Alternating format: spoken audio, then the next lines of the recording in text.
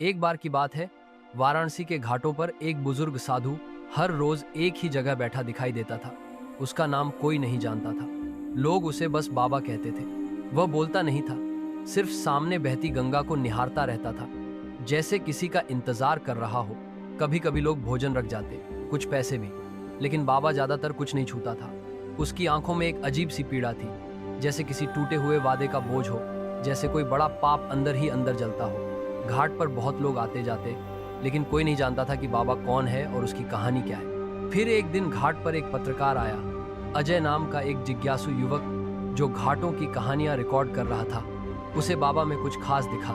उसने कई दिन वहीं डेरा डाल दिया, पर बाबा कुछ नहीं बोला। फिर एक दिन अचानक जब घाट पर बारिश शुरू हुई और सब लोग भागने लगे, बाबा ने इशारे से अजय को पास बुलाया। यह पहली बार था जब किसी से उसने संपर्क किया। बाबा बोला, तुम्हें मेरी कहानी सुननी है? अजय ने सिर हिलाया। बाबा ने कहना शुरू किया, मैं एक समय में इस शहर का बहुत बड़ा डॉक्टर था, आदित्य मेहरा।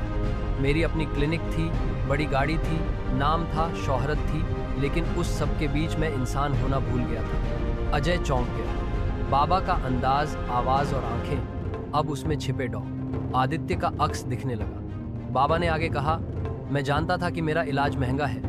गरीब मरीजों को मैं टाल देता था, कहता था सरकारी अस्पताल जाओ। एक दिन एक बुजुर्ग औरत अपने बेटे को लेकर आई। बच्चा बहुत बीमार था, लेकिन उसके पास पैसे नहीं थे। मैंने उसे बैठने तक नहीं दिया।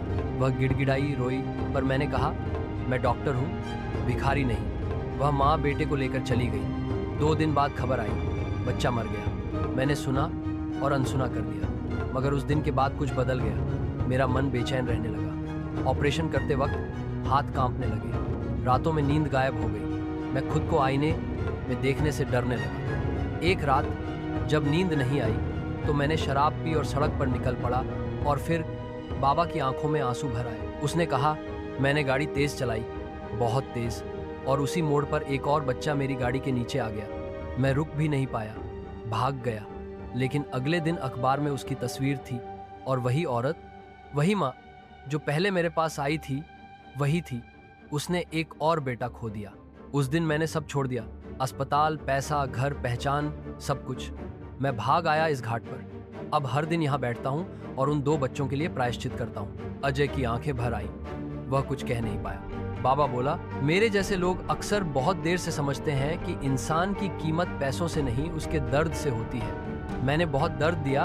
अब हर रोज इस गंगा में बैठकर उनसे माफी मांगता हूँ, पर कभी कभी लगता है, क्या वे माफ करेंगे? उस दिन के बाद अजय ने बाबा की कहानी एक डॉक्यूमेंट्री में दिखाई। यह वीडियो पूरे देश में वायरल हो गया। लोग बाबा को खोजने घाट पर आने लगे, कुछ श्रद्धा से, कुछ पश्चाताप से, लेकिन बाबा फिर कभी नहीं दिखा। वह ऐसे गायब हुआ जैसे गंगा में घुल गया। आज भी जब वाराणसी के घाटों पर कोई शांत बैठा व्यक्ति दिखाई देता है तो लोग कहते हैं, शायद वो भी अपने पापों से भागा हुआ बाबा हो। अगर आपको ये गहरी और सच्ची कहानी पसंद आई हो तो कृपया इसे लाइक करें, शेयर करें और हमारे चैनल सब्सक्राइब करें।